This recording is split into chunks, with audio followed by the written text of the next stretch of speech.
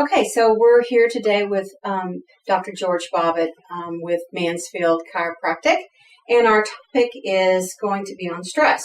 So let me start off by asking you, what is stress? It's a good question. There's a lot of dictionary definitions that we could use to define. It could be an alert to something, but the one that I like the best is it's a feedback to get your attention that something might not be right. It's also a perception. So what may be stressful to one person is not necessarily stressful to the other. So it could be real or perceived threat in some cases. So there's a couple definitions that may work. Okay, so not that we probably don't know the answer to this, but what causes stress? So I'll give you a unique twist on this.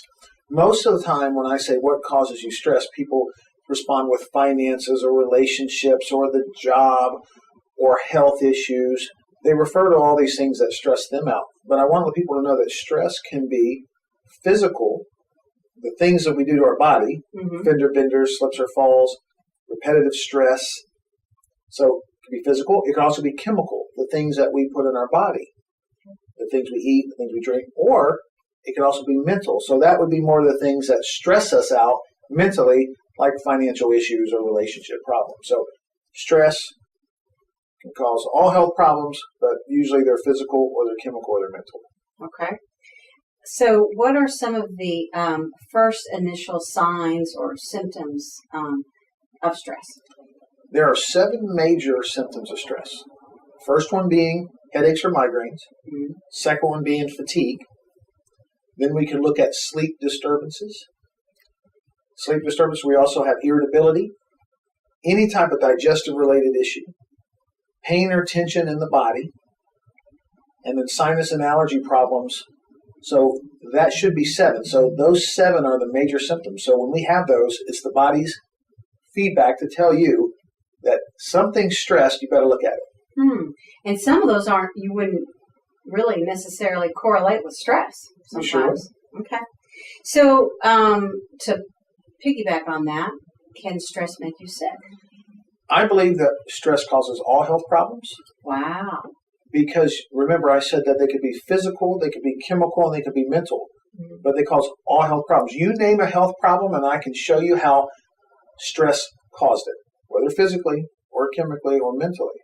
So it is, the doctors say there's about 75 to 80% of illness is psychosomatic due to stress. Wow. So how do you treat it?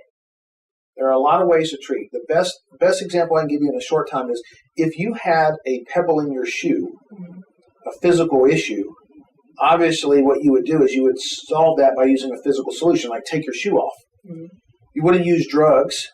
You wouldn't take a pebble ease to ease the discomfort of the pebble, and you wouldn't do a shoeectomy and cut the pebble out of your shoe. So there are physical means. So if your stress is due to physical, then we're going to look for a physical solution. If you happen to have diabetes where your body's not producing insulin, then you're going to need a chemical solution for that, not necessarily a physical one. And then if they have mental conditions, then we have to find out how do we fix the mental capacity, whether it's through therapy or meditation or some sort of that. So the first step is figuring out, is it physical, chemical, or mental?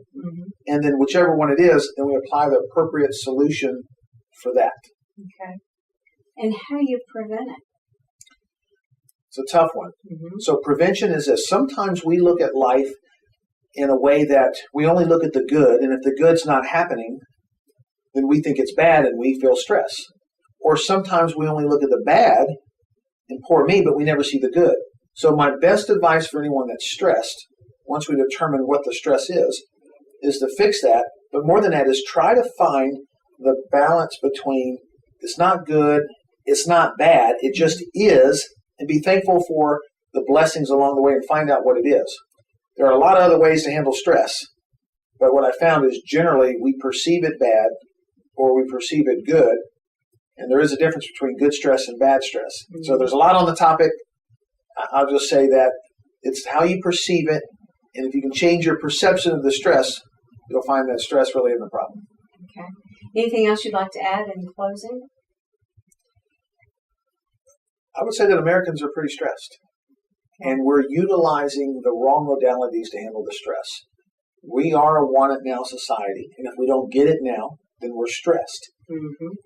So if we could step back for a minute and look back and be grateful, I think out of the whole thing in life, if we could just be grateful for what we have, there would be a lot more life to live and a lot more appreciation for life. Excellent words. Excellent. Thank you very much. Appreciate it.